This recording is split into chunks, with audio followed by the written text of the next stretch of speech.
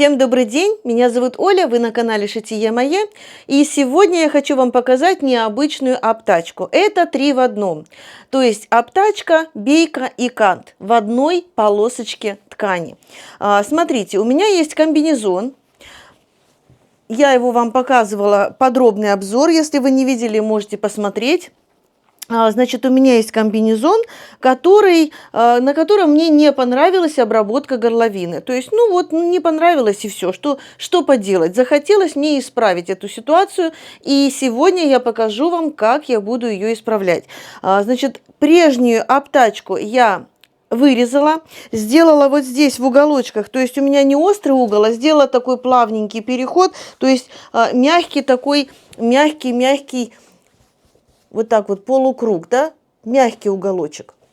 Таким образом, мне будет удобнее пришивать мою обтачку.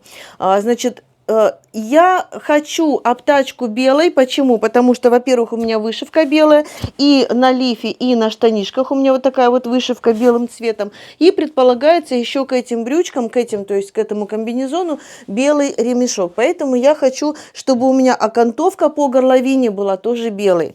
Завязочки у меня будут синие, они у меня уже готовые. Вот они, я просто их отрезала, они у меня будут синенькие. Ну и давайте приступим. Значит, ширина полоски. Кстати, хочу сказать, что обтачку лучше делать из тонкой ткани. У меня это шелк. К сожалению, белой ткани у меня другой нет. Шелк у меня хороший, дорогой. Пока эту полосочку я оставляю в покое. Кстати, я уже вырезала 2 полоски дублерина, потому что у меня дублерин по ширине меньше. Вот у меня длина полосочки. Я не знаю, сколько мне пригодится, но вот я вырезала 2 полосочки. Пока оставляем в покое эти полосочки. Кстати, вот я сначала вырезала из синей ткани, чтобы вам показать, то есть вот именно эту обработку. Но решила потом, что я хочу белую.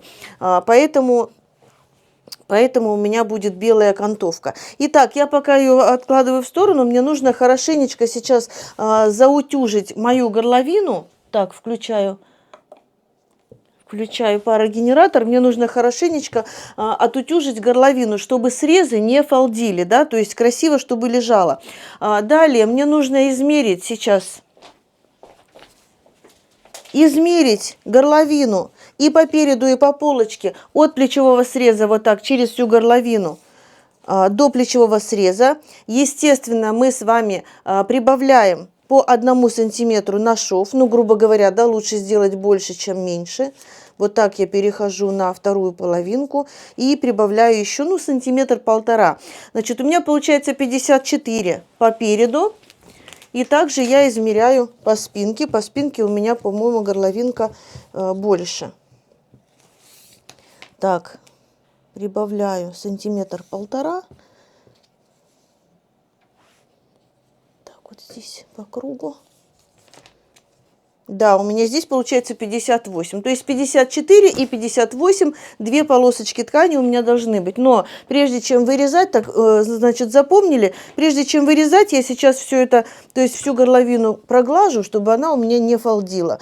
Я просто стараюсь вот так приутюживать полностью горловину, чтобы ничего здесь не бугрилось, видите, чтобы она лежала ровненько и красивенько. Пока откладываю в сторону.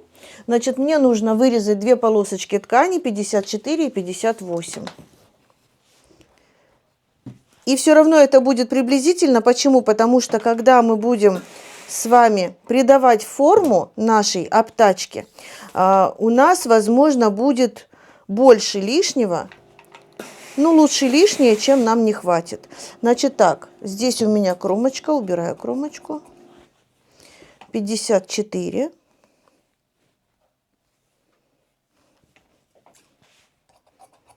И 58.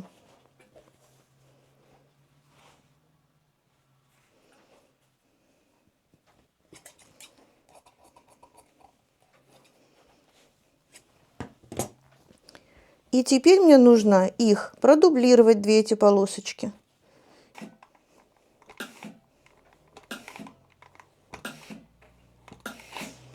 Лишнее отрезаю. Беру вторую полосочку и также дублирую вторую полосочку ткани, вторую обтачку.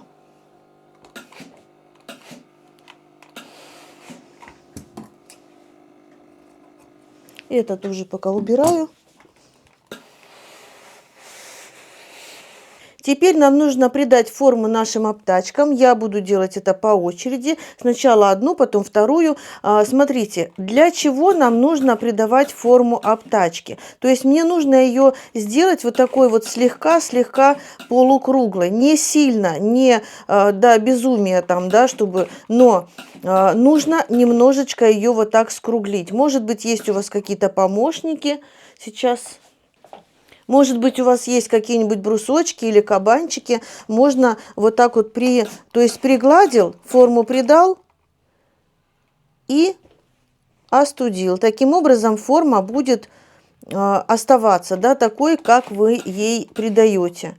Это я делаю, потому что у меня полосочка выкроена не по косой, а мне нужна форма, потому что у меня горловина не прямая линия, а именно вот такая вот плавненькая, да, то есть мне нужна полосочка вот такая изящная. Так, еще разочек.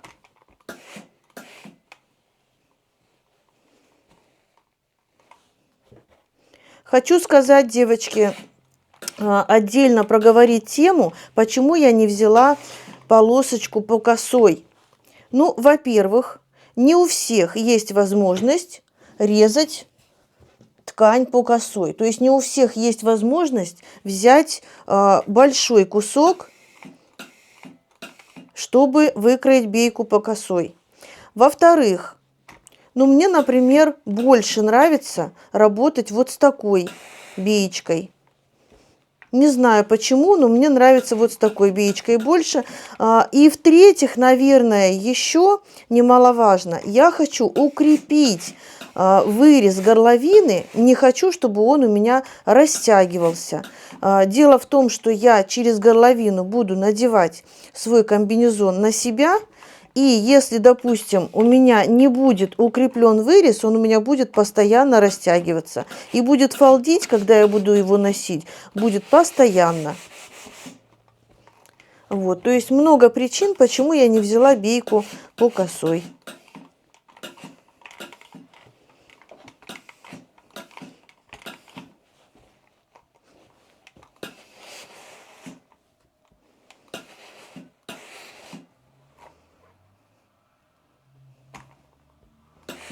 Слегка, видите, прям не сильно, прям до безумия, да, ее выкруглять, а вот слегка она такая полукруглая.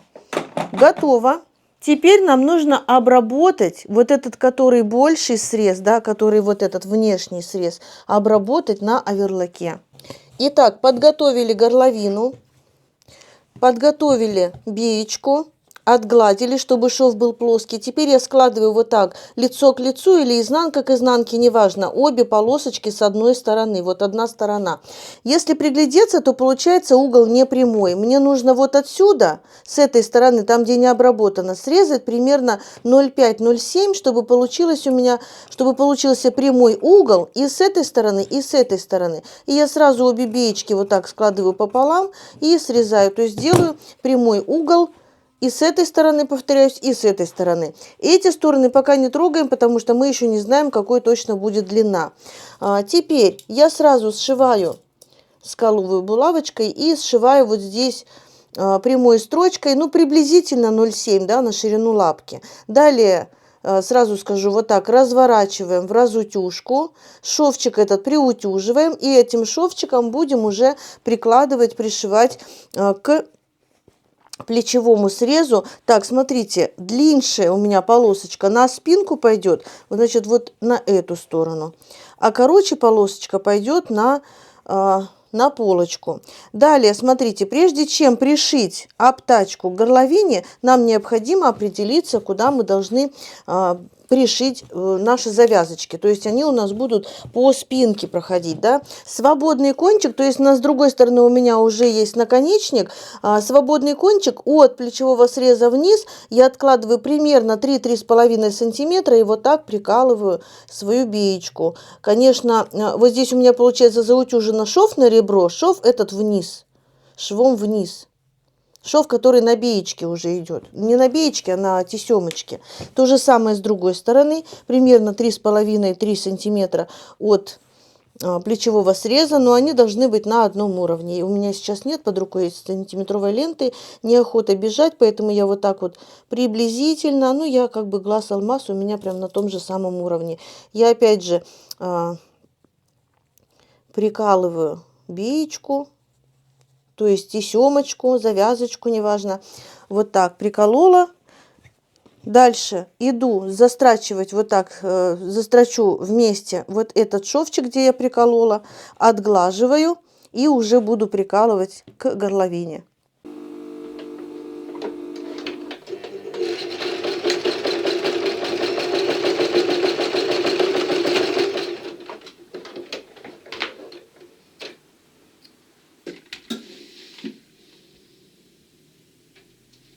Подготовили биечку, теперь опять смотрю, длинная половинка у меня к спинке, поэтому вот к этому плечу я буду пришивать.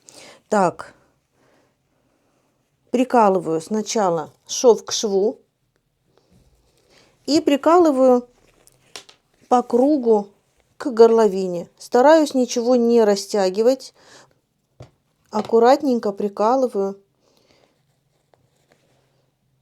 обтачку к горловине. Аккуратненько, ничего не растягиваем, а особенно горловину.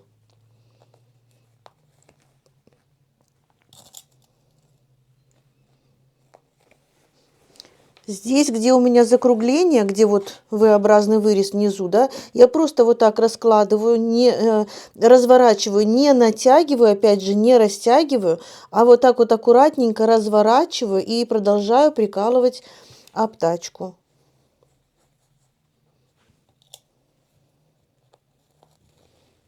Смотрите, я приколола, получается, вот от спинки через плечевую линию и к другой плечевой линии. И по переду у меня получился вот такой излишек. Я последнюю булавочку убираю вот от обтачки, от спинки.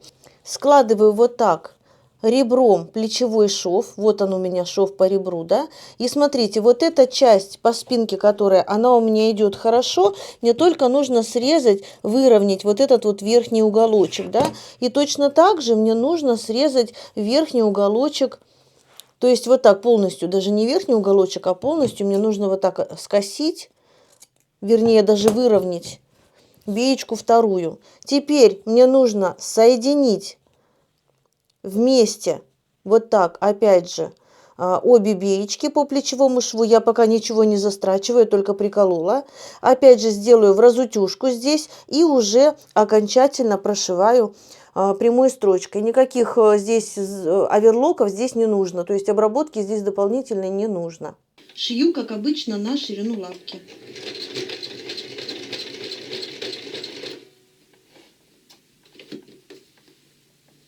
Там, где проходит тесемочка, можно сделать закрепку. Но можно и не делать, потому что будет еще одна строчка.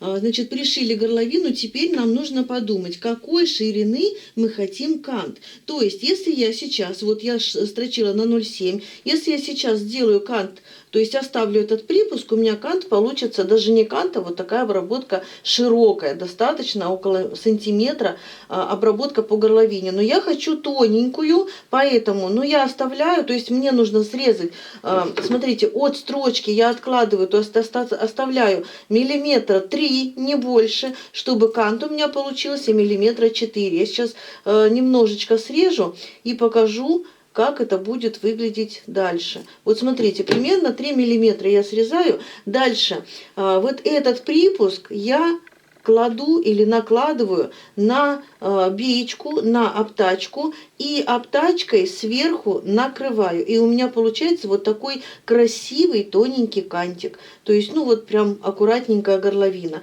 Уже за кадром обрежу, срежу все лишнее, оставлю 3 миллиметра по всей горловине и покажу, как что делать дальше. Особенно это важно на вот этих вот уголочках, вот где у нас внизу по горловине спинка и полочка.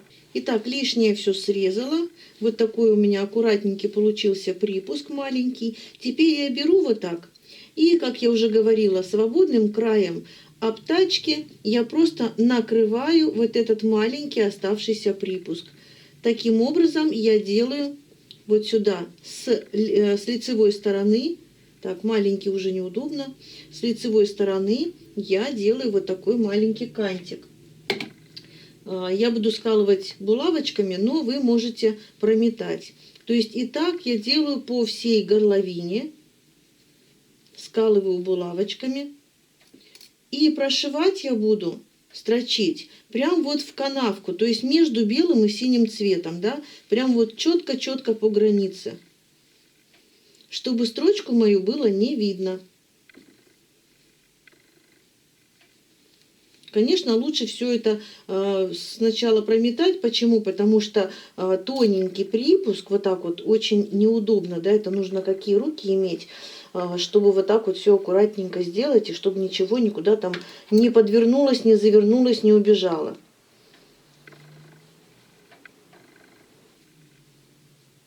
Я постараюсь без лишних движений, то есть я постараюсь без сметки все это сделать аккуратненько.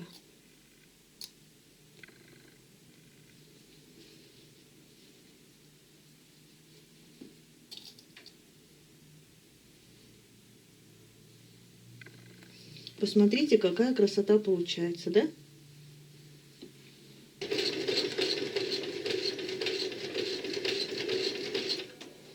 Аккуратненько, не торопимся. Строчки не должно быть видно.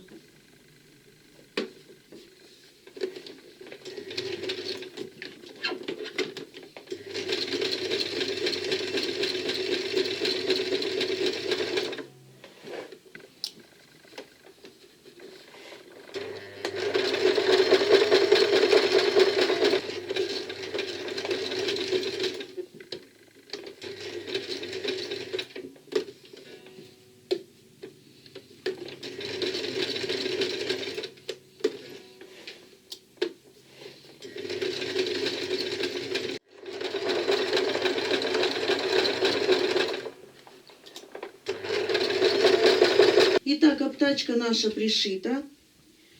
Припуски спрятаны, то есть здесь припусков не видно. Но у нас сейчас такая картинка, что вот там, где у нас уголочки по низу, да, горловины, стоит обтачка колом. В этом месте мы должны сделать надсечки. Ну, штуки 3, 4, 5, не больше. Значит, я нахожу центр сначала, делаю прям в центре надсечку.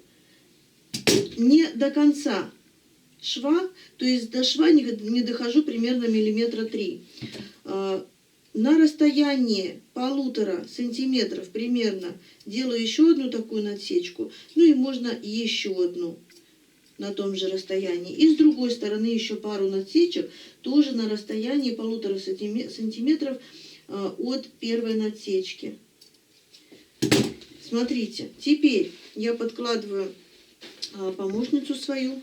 Такой у меня плоский широкий кабанчик, да, специально вот для таких вот историй.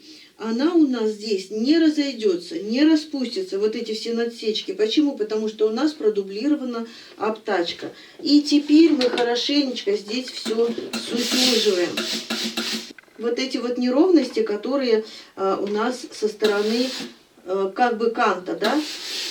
То же самое я делаю с другой стороны. То есть это у меня была полочка. Сейчас я делаю точно так же на спинке. Так, на центре. То есть по центру внизу также делаю надсечку. Не дохожу до шва примерно 3 миллиметра. И также в одну сторону пару надсечек. И в другую сторону пару надсечек.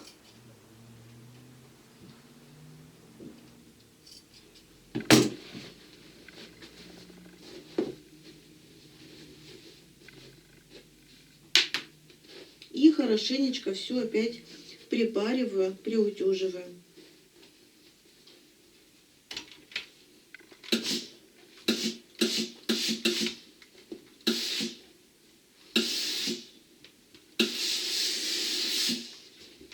А теперь выворачиваю снова на лицевую сторону и уже проглаживаю на лицевой стороне.